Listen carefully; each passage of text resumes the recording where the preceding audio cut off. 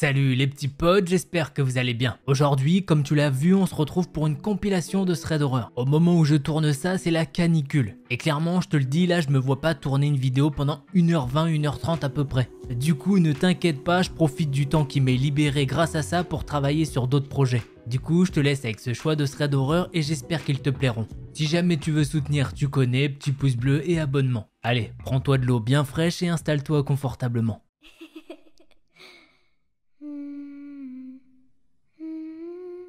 L'histoire que je vais vous raconter, c'est celle de Lena. Lena vient tout juste d'avoir 18 ans, mais quand cet événement s'est produit, c'était en été 2021 et elle n'avait alors que 17 ans. Cette semaine-là, Lena a particulièrement chaud. Donc une de ses amies proches qui s'appelle Charlène lui a proposé de passer chez elle pour passer toute l'après-midi ensemble. Pour la simple et bonne raison que sa maison est en construction, mais qu'elle est équipée d'une piscine. Et vu comment il fait chaud, c'est vraiment le saint graal pour Lena. L'idée est donc de passer la journée chez elle avec 3 autres amis à elle, et qu'ils vont profiter de la piscine pendant que ses parents ne sont pas là. Le père de Charlène est en voyage d'affaires et la mère de Charlène est en train de dormir, puisque oui, elle travaille de nuit, elle profite donc de la journée pour dormir. Charlène invite même Lena à passer la soirée et la nuit chez elle, puisqu'elle a prévu d'organiser une grosse soirée avec des gens du lycée. Lena est partante pour la piscine, autant elle prévoit de rentrer chez elle avant le début de la soirée. Et ça pour 2 raisons. La première étant que Lena a de gros problèmes de santé et qu'elle vient juste d'augmenter ses doses de médicaments. Donc boire de l'alcool devient compliqué pour elle. Et aussi le fait qu'elle sait qu'elle n'a pas besoin de boire de l'alcool pour s'amuser en soirée, mais lorsqu'elle voit tout le monde en consommer, ça lui donne envie d'en consommer également, car ça peut être ennuyeux de passer la soirée tout seul dans son coin. Et la deuxième raison principale, c'est que la quasi-totalité des personnes invitées prennent d'autres substances. Et malheureusement, Lena a de mauvais souvenirs concernant les substances, étant donné que son frère a souffert d'addictions violentes pendant longtemps. Elle nous dit qu'il a fait 4 désintoxications, mais qu'aujourd'hui il ne faut pas s'inquiéter pour lui, il va mieux. Autrement dit, Lena n'a pas le meilleur feeling pour participer à cette soirée. Elle préfère profiter de son après-midi calmement et rentrer chez elle le soir, profiter d'une bonne pizza devant un film. Cependant, Charlène a l'argument ultime pour Lena. Pas de soucis, tu fais comme tu veux, je ne te force à rien. Mais si ça change quoi que ce soit, j'ai invité Zachary ce soir. Vous vous demandez c'est qui Zachary, bien évidemment. Et Zachary, c'est l'un des meilleurs amis de Charlène. Mais c'est aussi le crush de Lena. Elle en est folle amoureuse. Avec cet argument de taille, Lena a accepté de venir à la soirée. Le temps passe et le début de la soirée commence. Les gens arrivent et comme prévu, la plupart ne se contentent pas que de boire et ils prennent d'autres choses. Charlène est cependant quelqu'un de responsable selon Lena et elle a donc fermé la porte arrière de la maison histoire que les gens n'aillent pas dans la piscine et meurent noyés. Lena tient à nous préciser quelques petites choses. Charlène a un très grand jardin et il y a donc une petite dépendance à quelques mètres de la piscine avec à l'intérieur une salle de bain et 2 autres chambres prévues pour que Charlène et Lena dorment après la soirée. Encore une petite chose, la porte de cette dépendance ne ferme pas, étant donné que c'est encore en construction. Revenons à la soirée. Ils sont donc tous dans la maison principale comme prévu. Ce n'est pas un grand moment pour elle,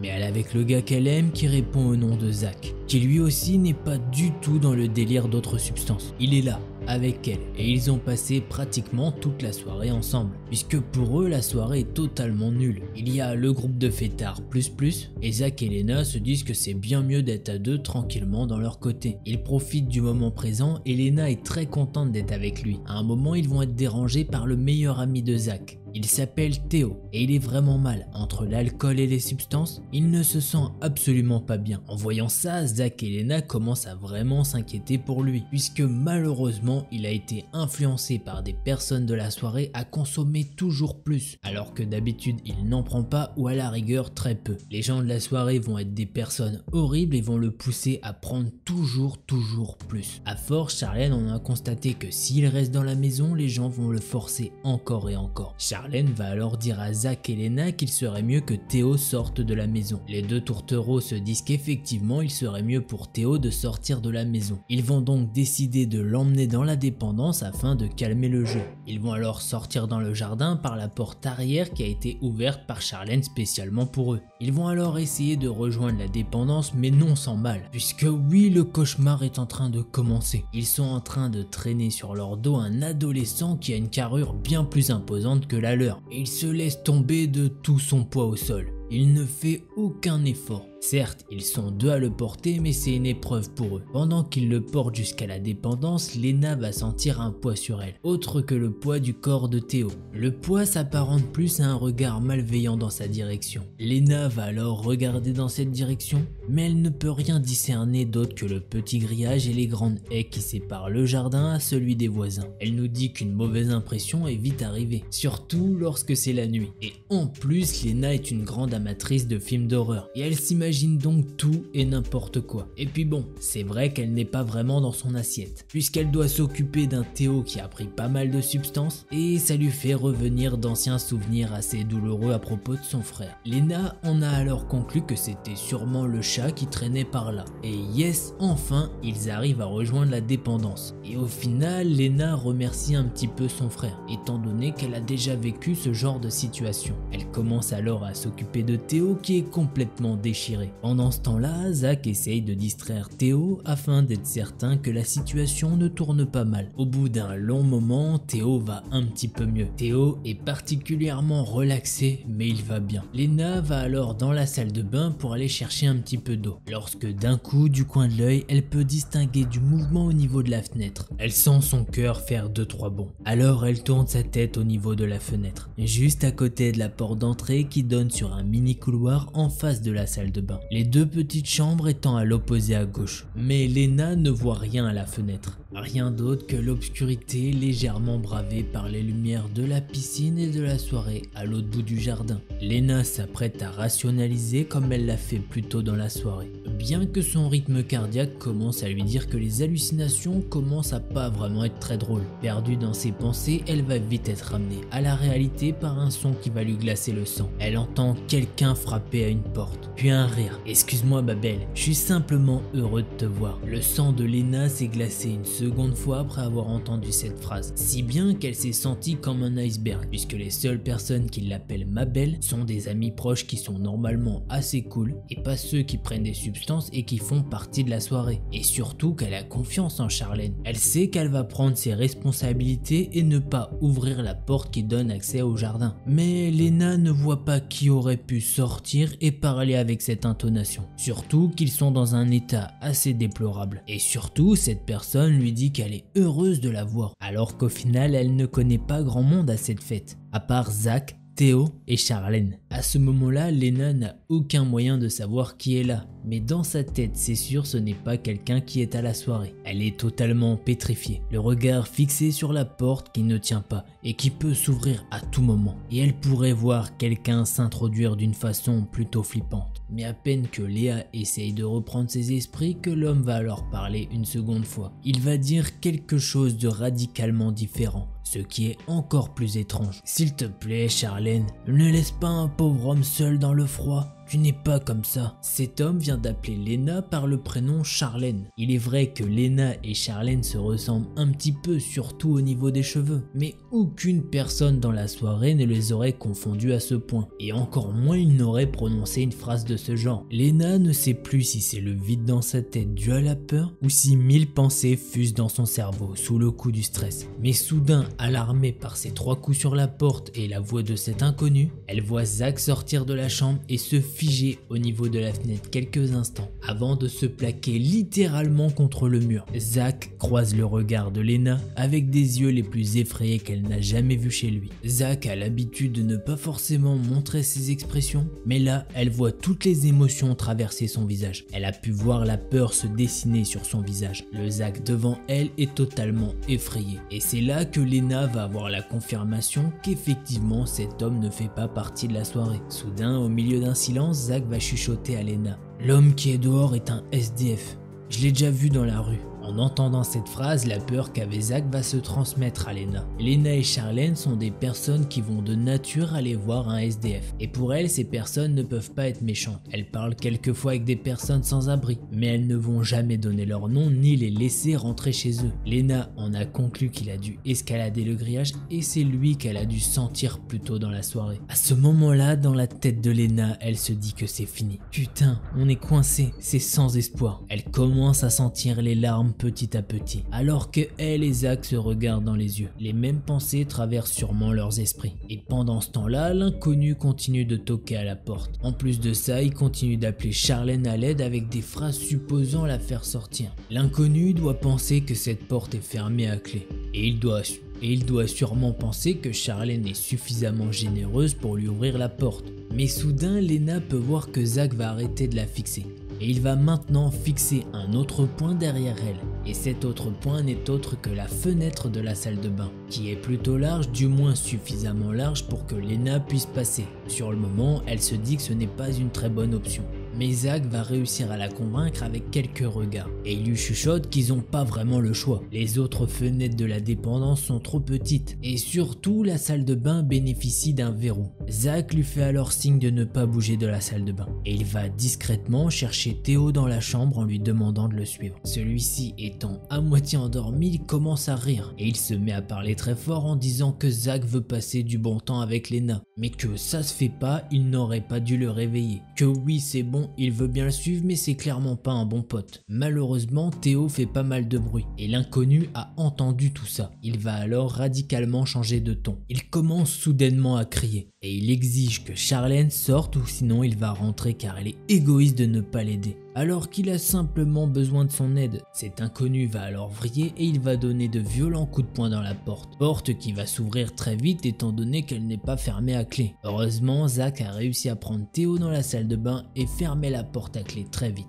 Au bout de quelques secondes, cet inconnu se met maintenant à donner des coups dans la porte de la salle de bain. Il veut absolument parler à Charlène pour qu'elle s'explique sur son comportement. Lena est tellement terrifiée qu'elle peut nous dire qu'elle voit des petits points noirs dans ses yeux. À chaque coup que l'homme donne dans la porte, il prononce le prénom de Charlène. Lena va alors dire à voix basse « On pourra pas sortir ». Elle a agrippé le poignet de Zachary qui l'a poussé vers la fenêtre. Les larmes coulent sur les joues de Lena et aussi sur celles de Zachary. À ce moment-là, Théo ne comprend toujours rien et il est malheureusement dans les vapes. Zach finit par ouvrir la fenêtre, ce qui va réveiller le cerveau de Lena. Elle se dit « Ok, c'est bien, si on sort, qu'est-ce qu'on fait après ?» À ce moment-là, une chose assez folle va alors arriver. Théo va alors avoir un réflexe et se sentir en danger. Il va sortir son téléphone et appeler la police. Et il va répéter l'adresse aux policiers en boucle, même si ça implique que la moitié des personnes dans la soirée aient des problèmes à cause des substances. En voyant le regain d'énergie de Théo, Lena va alors avoir une idée. Elle va envoyer une série de messages paniqués à Charlène et aux quelques personnes dans la soirée pour leur supplier d'ouvrir la porte du jardin. Un énième coup sur la porte va alors leur montrer que la porte est en train de se fragiliser. Zach va alors forcer Lena à passer par la fenêtre. Il va également passer par la fenêtre suivi par Théo. Ils vont bien évidemment l'aider étant donné qu'il n'est pas dans son état naturel. Ils sont maintenant dans le jardin. Lena et Zach échangent un regard extrêmement court avant de partir en courant vers la maison, en priant pour que l'inconnu ne les remarque pas, ce qui est très probable, mais ils tentent leur chance. Ils vont alors arriver à l'arrière de la maison.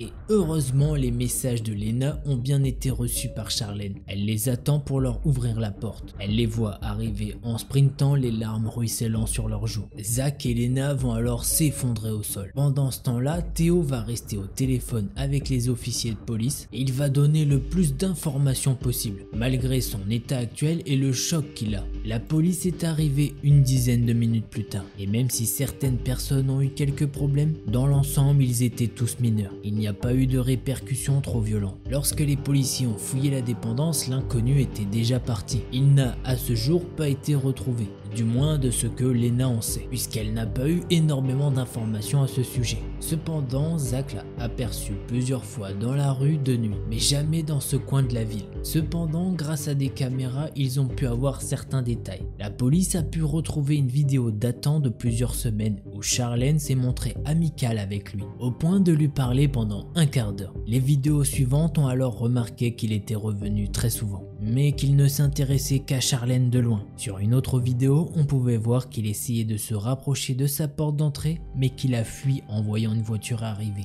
La théorie de la police est donc qu'il a développé une certaine obsession pour Charlène, et il s'est mis à la suivre. Et ce soir-là, sûrement sous l'influence de l'alcool ou d'une substance, il se serait caché et aurait escaladé le grillage de sa maison. Et il aurait sûrement confondu Lena et Charlène. Bon, après cette histoire, il y a eu quand même quelques petites notes positives. Théo a pratiquement arrêté la consommation de substances. Et quant à Lena et Zachary, ils se sont mis 1 mois et demi après ensemble. Et elle tient quand même à nous préciser que tous les sans-abri ne sont pas des criminels dangereux. Voilà, c'est ainsi que se termine cette histoire.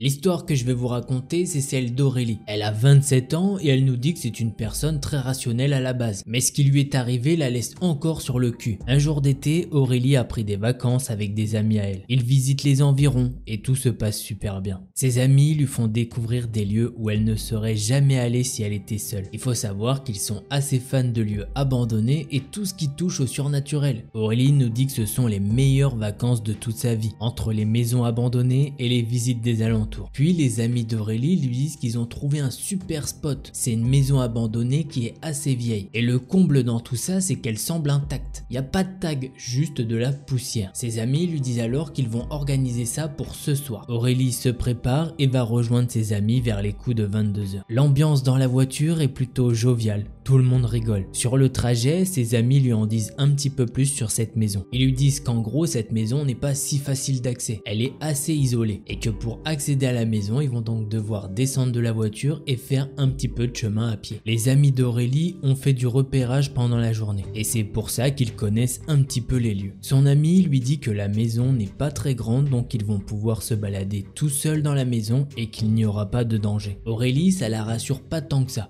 mais elle en touche pas un mot. 1h30 après être rentrée dans la voiture, Aurélie et ses amis sont arrivés sur le lieu de la destination. Ils doivent s'aventurer dans une petite forêt et un de ses amis a marqué les arbres pour se retrouver dans la forêt. Aurélie nous dit qu'elle a un mauvais pressentiment, un truc qui la lâche pas, comme si quelqu'un l'observait, sachant que ce genre de sentiment ne lui est jamais arrivé. Et pourtant, c'est pas du tout sa première visite d'un lieu abandonné. Généralement, l'ambiance est un petit peu plus animée. Mais là, elle a l'impression que l'air se fait de plus en plus rare quand elle avance dans cette forêt pour rejoindre le lieu abandonné. Mais Aurélie n'en parle pas à ses amis. Elle se dit que c'est l'ambiance de cette forêt, qu'il fait noir et qu'après tout, elle est peut-être un peu fatiguée. Ils arrivent devant la maison et effectivement, la maison est plutôt petite. Aurélie arrive sur les lieux et effectivement, ça correspond bien à la description que lui ont fait ses amis. Mais elle va remarquer un petit truc en plus. Plus loin, sur un des côtés de la maison, il y a une espèce de grange et son pressentiment de malaise augmente. Mais elle décide encore de ne pas en parler à ses amis. De leur côté, ils ont l'air complètement inconscients de ce que Aurélie ressent. Donc toujours dans la même logique, elle se dit qu'elle est vraiment fatiguée. Ses amis décident de se séparer pour faire la visite de la maison en pleine nuit. Aurélie décide de partir au premier étage et espère que ses amis ne lui feront pas de blagues. Elle commence à monter à l'étage et les escaliers grincent, ce qui lui donne la chair de poule. Arrivée en haut des escaliers, il y a un vent glacial qui lui traverse le corps. Elle grelotte alors que c'est en plein été. Aurélie est une personne rationnelle et elle se dit que c'est peut-être une clim qui est en train de tourner ou quelque chose dans le genre qui pourrait refroidir l'atmosphère de la pièce. Mais elle trouve ça quand même assez bizarre étant donné qu'elle a beau chercher du regard, elle ne voit rien, pas même un semblant de ventilateur. Elle se dit alors que c'est un courant d'air de la fenêtre. Elle se balade dans la maison et elle tombe sur une pièce vraiment, mais vraiment très glauque. Elle ne sait pas du tout comment les personnes qui vivaient ici avant pouvaient dormir en toute tranquillité. Elle n'a pas les mots pour nous décrire l'ambiance qui règne dans cette pièce. Quand Aurélie est rentrée dans cette pièce, elle a pu voir un lit double et un papier peint rouge. À ce moment-là, vous vous demandez sûrement pourquoi c'est glauque. Eh bien, nous allons y venir. La parure de lit est avec des têtes de clowns. Il y a sur le papier peint des clowns et sur les murs des figurines de clowns. En découvrant ça, Aurélie a des sueurs froides dans le dos. Elle est dans le noir avec des dizaines de clowns qui la regardent. Aurélie est vraiment oppressée. Elle est au milieu de la pièce et elle commence à rebrousser chemin. Mais d'un coup, la porte se ferme. Là, Aurélie commence à courir pour aller ouvrir la porte. Mais rien n'y fait, elle semble bloquée. Elle commence à paniquer et elle se retourne. Elle est enfermée avec des espèces de putains de clowns bizarres. Le froid se fait vraiment de plus en plus présent. Ça lui glace le sang. De la vapeur blanche commence à sortir de sa bouche. Avec sa lampe torche, elle commence à essayer de regarder au plafond pour voir s'il y a une clim, un ventilateur ou quelque chose qui pourrait expliquer cette température. Mais il n'y a strictement rien qui puisse justifier cette température. En faisant ses petites recherches, elle a remarqué un détail encore plus glauque qu'elle n'avait pas remarqué. Un clown gigantesque est dessiné dessiné au plafond. Son sentiment de malaise s'accentue de seconde en seconde. Elle commence alors à crier le nom de ses amis. « Lorraine, Bastien! Lorraine, Bastien! Je suis enfermé dans une putain de chambre super glauque. Si jamais c'est vous derrière la porte, c'est vraiment pas drôle. Arrêtez de jouer au con et ouvrez cette putain de porte. Vraiment, je rigole pas là. C'est vraiment flippant. » Aurélie nous dit qu'elle n'arrête pas de les appeler. Elle avoue même qu'après les avoir appelés, elle les a insultés tellement elle a peur. Elle pense vraiment que ses amis lui font une blague de mauvais goût. Aurélie scrute la porte et essaye de trouver une clé. Elle se dit que peut-être un coup de vent a refermé la porte et que cette porte se ferme directement. Pendant qu'elle fait ses recherches, elle continue de crier le nom de ses amis. Et pendant ce temps-là, Aurélie a toujours le sentiment qu'elle est observée. Plus elle passe de temps dans cette chambre, et plus elle a l'impression que quelqu'un lui touche l'épaule, les cheveux. Puis à un moment, elle sent quelque chose lui agripper les pieds. Elle commence vraiment à paniquer et elle crie de peur tellement elle ne voit pas ce qui se passe au sol. Elle met des coups de pied à tout va, puis d'un coup, un petit bruit, comme un jouet qui s'allume. Sur le moment, Aurélie a cru qu'elle allait faire une crise cardiaque. Elle regarde à ses pieds et le tapis s'est enroulé autour de ses pieds par je ne sais quel miracle. Puis vient enfin le moment où ses amis lui ouvrent la porte. Au moment où ils ouvrent la porte, Aurélie leur crie dessus. Et elle leur dit que ça ne se fait pas de faire des blagues comme ça. Qu'elle a eu la peur de sa vie dans cette chambre super glauque.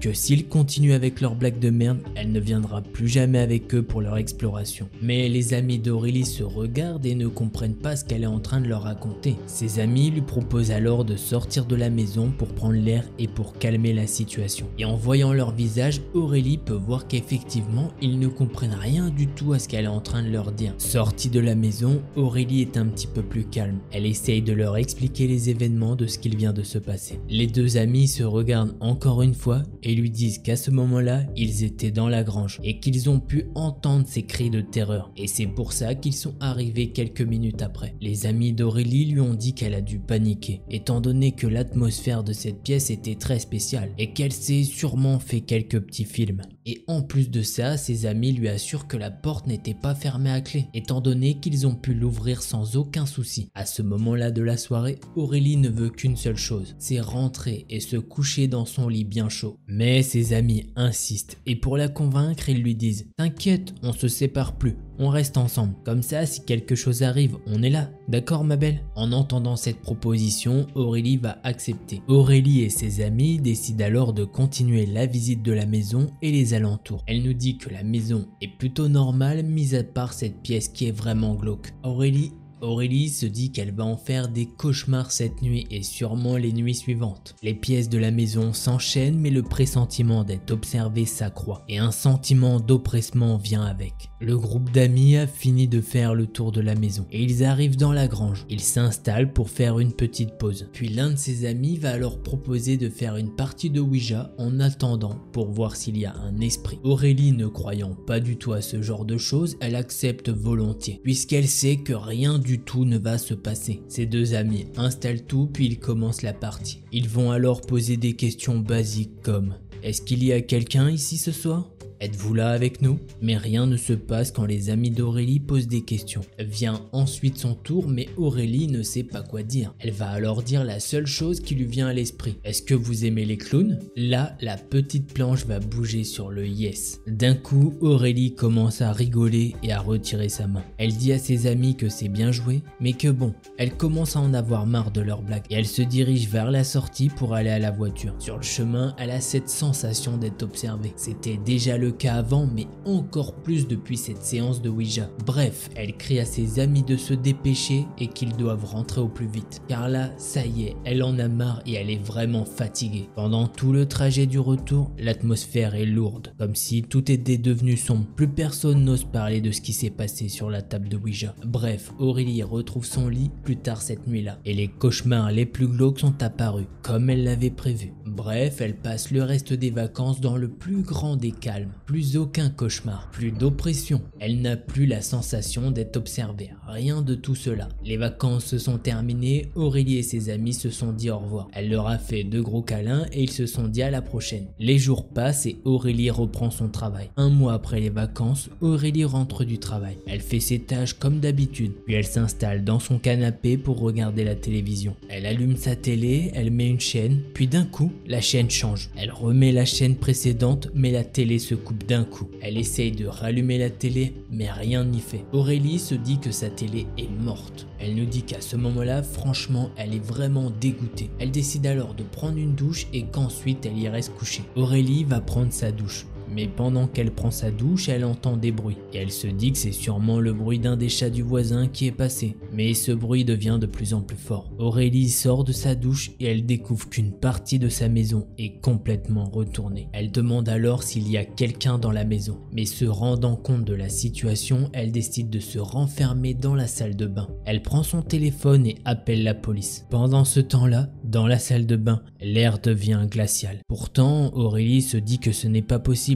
Elle vient de sortir de la douche. L'air devrait être très chaud. Puis elle se retourne et voit dessiner sur la vitre une tête de clown. Aurélie a pris peur et elle a déverrouillé la salle de bain. Et elle est partie attendre les policiers sur le trottoir en serviette de bain. Les policiers ont fait tout le tour de sa maison. Mais il n'y a rien, ils n'ont trouvé personne. Aurélie est peu rassurée mais elle doit retourner à l'intérieur de sa maison. Elle se dit que ce qu'elle a vu dans la salle de bain, ça doit être son imagination qui lui joue des tours. Aurélie va se coucher, mais elle n'arrive pas à trouver le sommeil. Elle ne fait que tourner dans son lit. Puis du coin de l'œil, elle peut apercevoir quelque chose qui va lui glacer le sang. L'ombre d'un clown qui rampe au sol. Le corps d'Aurélie ne répond plus. Il est totalement tétanisé.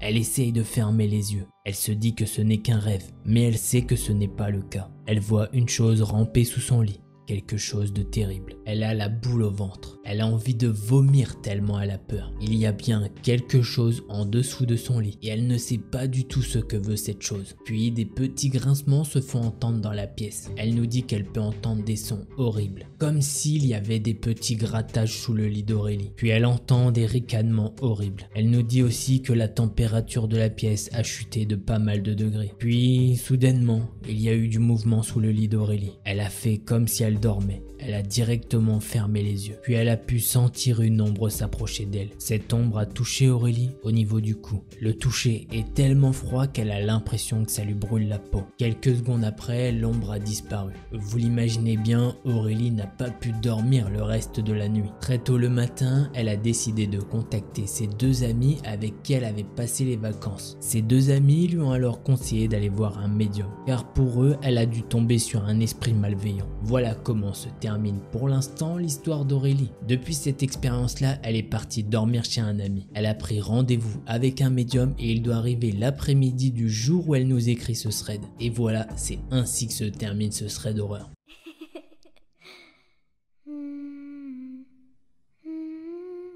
L'histoire que je vais vous raconter, c'est celle de Jade. Elle a 17 ans et son histoire s'est déroulée il y a peu de temps. C'était en janvier 2022. À cette période de l'année, Jade suit des cours. Et il faut savoir que pour se rendre à ses études, il faut qu'elle prenne 2 trains. Et pour le retour le soir, c'est la même chose. Un jour du mois de janvier, Jade sort des cours vers 17h30. Elle part en direction de la gare pour aller prendre son train. Elle monte à bord du premier train et elle a une envie d'uriner. Mais elle se dit que c'est pas grave et qu'elle peut attendre un petit peu. Vu qu'à ce stade-là, c'est pas forcément une très grosse envie. Et en plus de ça, les toilettes du train sont fermées à cause de la pandémie. Le train de Jade arrive alors à la gare et il a 10 minutes de retard. Elle descend de son train et il ne lui reste plus que 3 minutes pour aller prendre sa correspondance. Donc malheureusement, elle n'a pas le temps d'aller aux toilettes de la gare. Jade monte alors dans le deuxième train. Et là, c'est pareil. Les toilettes du train sont fermées. Elle se dit donc qu'elle va attendre d'arriver chez elle, car malheureusement il n'y a pas de toilette dans la gare où elle descend. Le trajet de Jade va alors durer 35 minutes. En temps normal, la mère de Jade vient la chercher à la gare. Mais là, malheureusement, elle a un imprévu. Jade dit alors à sa mère tout naturellement que ce n'est pas grave, elle n'y peut rien. Et donc elle va faire la route à pied. À ce moment-là, il est 19h et Jade n'est pas du tout rassurée de rentrer chez elle alors qu'il fait noir et froid, puisqu'elle a plus de 40 minutes minutes à faire à pied et que son envie de faire pipi commence vraiment à presser. Au bout de 20-25 minutes, son envie d'uriner devient vraiment trop forte. Elle commence donc à chercher autour d'elle pour voir s'il n'y aurait pas un endroit isolé où elle pourrait faire ses besoins. En cherchant, elle a trouvé un endroit parfait. C'est un endroit bien isolé, entouré d'arbres et qui forme une sorte de petit coin. Jade va alors dans ce coin en levant bien les pieds pour ne pas tomber au cas où il y aurait des branches. Là, elle fait son affaire avec son téléphone à la main histoire d'être éclairée un petit peu. Une fois qu'elle a fini, elle repart en direction de la route. Et sur le chemin du retour, elle lève un petit peu moins les pieds étant donné que sur l'allée, elle n'a pas vu d'obstacle. Jade marche alors normalement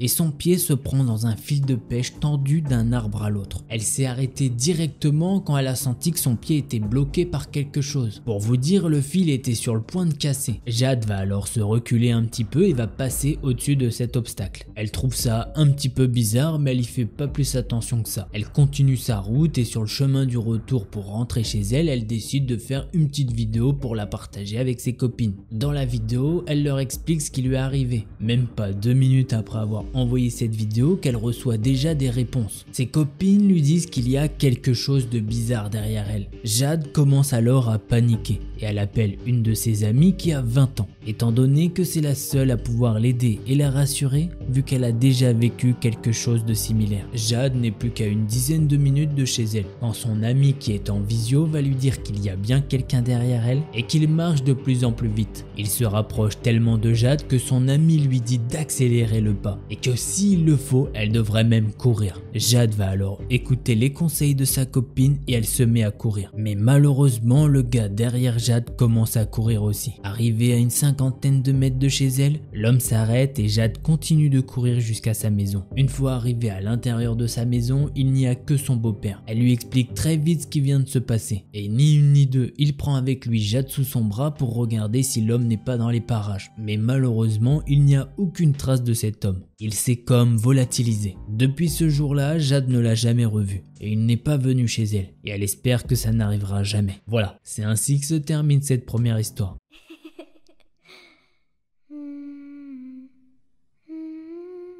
L'histoire que je vais vous raconter, c'est celle de Nicolas. Il a à peine 18 ans et comme beaucoup de personnes de son âge, il déménage pour continuer ses études. D'ailleurs, son histoire s'est finie il y a 2-3 semaines, mais en réalité, elle a commencé au mois de novembre 2021. Il faut savoir que Nicolas a déménagé à Angoulême et que ses parents habitent très loin de chez lui. Dans cette nouvelle ville, il s'est fait quelques amis, mais la personne qui vient surtout chez lui, c'est sa petite amie. Elle vient à peu près tous les week-ends. Et il y a quelque chose à savoir à propos de l'appartement de Nicolas. C'est dans une sorte de complexe d'appartements d'étudiants, mais le sien est à l'extérieur de ce complexe, alors que tous les autres appartements donnent sur l'intérieur d'un bâtiment, ce qui va donc avoir son importance, étant donné que la porte d'entrée de Nicolas donne un accès direct sur la rue, alors que pour se rendre dans les appartements des autres étudiants, il faut passer par un couloir dont seuls eux ont les clés. En gros, ils sont tranquilles quoi. Maintenant, Nicolas nous dit qu'en parallèle de ses études, il a trouvé un boulot, et qu'il finit souvent vers 23h minuit, donc il doit rentrer seul la nuit. Mais il nous dit que ça va, c'est juste à environ 10 minutes à pied. Mais bon, ça le chagrine un petit peu de rentrer chez lui tout seul. Au début, Nicolas avait peur et un petit peu d'anxiété, mais à force, il s'y est habitué. Sur le retour après le boulot, il se rappelle avoir eu un gros pressentiment. Il se sent mal et observé. Du coup, il a couru pour rentrer chez lui. Une fois rentré chez lui, il se dit qu'il est vraiment fatigué et qu'il a peur pour rien. Et qu'il devient même un petit peu parano. Le lendemain soir, cependant, il a ressenti la même chose sur le trajet. Il a alors décidé de choisir un autre chemin pour voir si quelqu'un le suit. Il nous dit qu'il a emprunté un chemin où il y a des sortes de miroirs, ce qui fait que les voitures peuvent circuler sans être en danger. Et en faisant cette petite technique, eh bien non, il n'a remarqué personne. Au fil du temps, Nicolas s'est habitué à avoir ce pressentiment bizarre. Seulement, au début du mois de décembre, il a senti cette présence bien plus pesante. Mais Nicolas est rentré chez lui sans encombre. Une fois chez lui, Nicolas se pose et bosse un petit peu quand il entend du bruit à sa porte, comme si quelqu'un grattait à sa porte, mais de façon très légère. Nicolas a alors pris peur et il a appelé la police. Ils lui ont expliqué que les SDF grattaient souvent aux portes la nuit car ils avaient froid, mais ils lui ont donné comme consigne de ne surtout pas ouvrir la porte. Bref, après cette expérience, le sentiment de Nicolas ne s'enlève toujours pas quand il rentre du travail. Il nous dit même que c'est encore plus oppressant. 15 jours après les premiers bruits devant sa porte, Nicolas dort et il se fait réveiller vers 4 heures du matin par un gros bruit, comme si quelqu'un veut défoncer sa porte. Nicolas va alors émerger et il se dit qu'il a sûrement fait un cauchemar. Mais le problème, c'est que sa copine est à côté de lui et que pour la première fois, elle aussi a entendu les bruits. Il en avait déjà parlé avec elle il y a de cela plusieurs semaines, mais elle ne le croyait pas du tout. Et c'était sûrement le fait qu'il bosse trop qu'il y jouait des tours. Mais cette nuit-là, elle aussi est effrayée, étant donné qu'elle entend les mêmes bruits que Nicolas. L'inconnu bourrine la porte bien comme il faut pendant 5 bonnes minutes, avant de rigoler super fort et de crier « Fais attention à toi, je vais t'attraper ». Nicolas nous dit que sur le moment, il a pensé à une mauvaise blague. Et il a fait comme il a pu pour rassurer sa copine et ils se sont rendormis. Après ça, Nicolas a eu 2 semaines de vacances et il est retourné auprès de sa famille. Une fois chez ses parents, Nicolas a réfléchi à tout ça et il se dit que ces gros incidents n'ont aucun lien entre eux. Le mois de janvier va alors se passer comme celui du mois de novembre, c'est-à-dire qu'il y a plusieurs bruits de grattement sur la porte le soir. Nous arrivons maintenant au 3 février. La copine de Nicolas est présente pour la nuit, mais malheureusement Nicolas finit assez tard, vers 23h30. Elle est tranquillement dans l'appartement étant donné qu'ils ont chacun un trousseau de clés. Nicolas est sur le chemin du retour quand il peut voir un homme accoudé sur un mur. Il nous dit que ça lui fait pas forcément peur au début, étant donné qu'il y a beaucoup de gens qui peuvent traîner à ces heures-là. Du coup, Nicolas se décale un petit peu et passe à côté de lui. Sauf que cet homme va lui agripper le bras et il lui dit une phrase qui va lui glacer le sang. Alors, t'as bien travaillé? En plus de cette phrase qui est déjà perturbante, il peut voir que l'individu a mis sa deuxième main dans sa poche. À ce moment-là, Nicolas ne sait pas ce qu'il y a dans cette poche, mais il sait pertinemment qu'elle n'est pas vide. Nicolas a donc décidé de hurler un bon coup. Ne s'attendant pas à ça, j'imagine, l'homme va alors lâcher son bras. Nicolas en a alors profité pour sprinter chez lui. Il peut sentir que cet homme est en train de courir derrière lui. Mais pendant qu'il court, Nicolas réfléchit à quelque chose. Comment il va faire pour rentrer chez lui? Sa copine a probablement fermé la porte. Mais par le plus grand des miracles, Nicolas va poser sa main sur la poignée et la porte va s'ouvrir. Il va alors refermer la porte instantanément et verrouiller la serrure. L'inconnu s'est alors mis à taper la porte comme jamais. Comprenant directement la situation, sa copine a alors appelé les policiers. Par chance, une patrouille n'était pas très loin et ils ont pu embarquer cet homme. Les policiers lui ont dit qu'ils lui donneraient des nouvelles plus tard. Effectivement, quelques jours plus tard, les policiers ont appelé Nicolas. Ils lui ont dit que ce gars était sous surveillance pour tentative de kidnapping. Cette soirée aurait pu très mal terminer pour Nicolas. Mais heureusement, par chance, sa copine a oublié de verrouiller la porte étant donné qu'elle était trop crevée. Nicolas nous dit 2 petites choses pour la fin. Actuellement, il ne sait pas ce qu'il y avait dans cette poche, mais il se doute fortement que c'était une arme. Aujourd'hui, Nicolas a déménagé et maintenant il rentre du travail en voiture. Voilà, c'est ainsi que se termine cette seconde histoire. Et bah bravo à toi, même si la compilation était un petit peu plus courte que d'habitude, eh bien je me suis dit que vous aussi vous alliez avoir chaud. Mais vous êtes quand même resté jusqu'à la fin et ça c'est un truc de fou. Franchement, un grand merci à vous. Alors en tout cas, je vais pas vous mentir, une compilation c'est vraiment pas dur à faire. En tout cas, ça a ses points forts et ses points faibles. Bon, déjà, il y en a qui n'ont pas vu tous les threads d'horreur de la chaîne, du coup ça leur permet de découvrir des threads. Et il y en a, ils aiment bien le format long, comme ça ils peuvent cuisiner ou faire d'autres trucs. Et forcément, il y en a, ils aiment voir l'histoire qu'une seule fois. Du coup, bah forcément, ils restent pas. Et ça veut dire que normalement, ils sont même pas là en train de regarder. Et c'est là que j'en viens à vous remercier, vous qui restez jusque là. Ça me fait ultra plaisir, un grand merci à vous. Je vais pas vous prendre plus de temps, donc si jamais t'as aimé, tu connais le petit pouce bleu et l'abonnement. Et nous, on se dit à la prochaine. Alors prenez soin de vous, tchuss les petits potes.